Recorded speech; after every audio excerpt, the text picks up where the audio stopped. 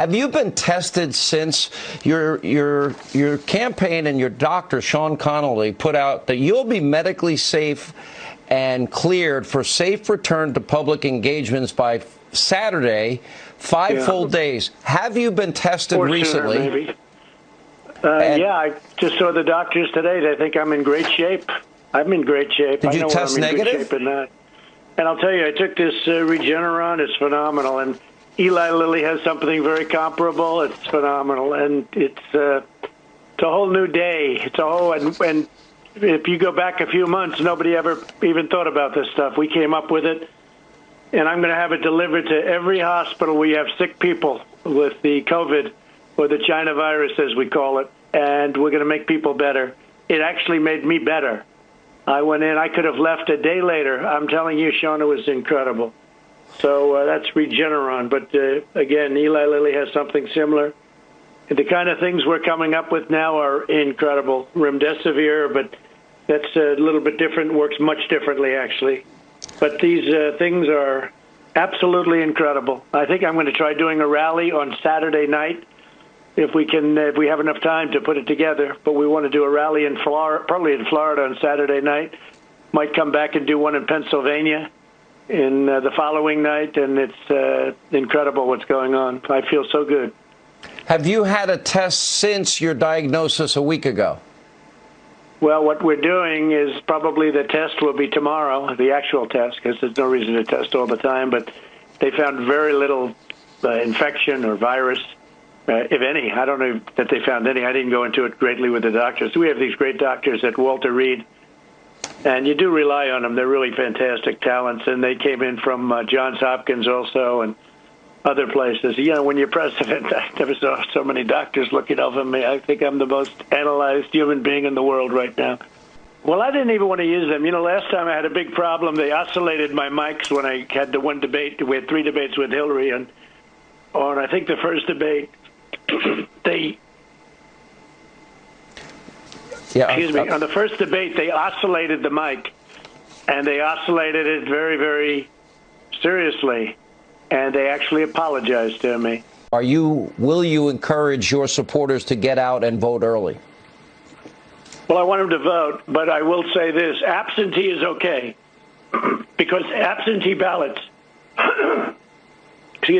absentee ballots are fine because absentee ballots, you request, you ask for a ballot, and you request, and that's it. Oh, nothing. Just an interview where Donald Trump is trying to convince viewers that he's totally healthy and yet can't manage to stop hacking through the entire interview. At one point, he even has to mute the phone while he's clearly coughing on the other end. Oh, and I think the first debate, on the first debate, they oscillated the mic. And look, I'm not in the business of giving the Trump campaign advice, but I feel like it goes without saying that if you're trying to convince people that you're fine, maybe don't call into a national cable TV show while you're extremely ill with a virus that's so deadly, it's already killed 210,000 Americans. Just, you know, for starters. Notice that when Sean Hanity asks point blank whether Trump's tested negative, he doesn't actually answer. At no point will he say yes or no. He just goes off on some infomercial for Regeneron. Why? Because Trump thinks that if he can find some type of medicine and hawk it hard enough, that he'll be able to take credit for it. Just like he did with hydroxychloroquine. Forget that it was his fault that the virus was never contained. He just wants to swoop in like a white knight with some treatment that he can push onto the entire country so that he can pretend like he solved the problem, as if he's the hero in the story. Kind of like if Batman saved people from a burning building that he himself set on fire. As for Hannity's question on whether or not Trump tested negative, here's the thing. If Trump tested negative, he'd say it. Trump filibustering here is all the proof you need that he's still positive for the virus. If he had any definitive proof that he was in the clear, it would be plastered on every single Trump social media channel and Fox News show there is. And yet the fact that all he managed to get was him skirting the question every single time he was asked is basically an admission that no, of course Trump is not tested negative. Eventually Hannity does manage to get Trump to at least acknowledge the issue of testing, and Trump claims that he hasn't had a test yet, but that he'll be taking one tomorrow.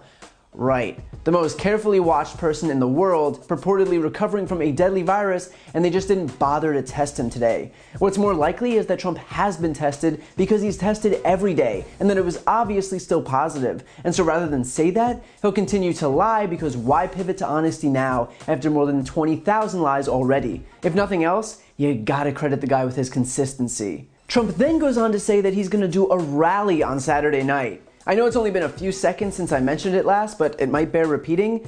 The guy is still infected with coronavirus. This wouldn't even be a situation where his rallies might turn into a super spreader event. They effectively would turn into super spreader events. And the super spreader himself would be Donald Trump. If you wanted an example of the extent to which he will sacrifice anyone and anything for some applause, consider the fact that he will literally pack his own supporters together so that he can face them and shout in their direction for 90 minutes while spewing a steady stream of coronavirus into the air. He cares so little about his own fans that he's willing to kill them just to hear them clap. The simple fact is that Trump is now a monument to his own failures with this virus. His policy of denialism and recklessness is so dangerous that even he himself, as ostensibly the safest person on the face of the earth, couldn't escape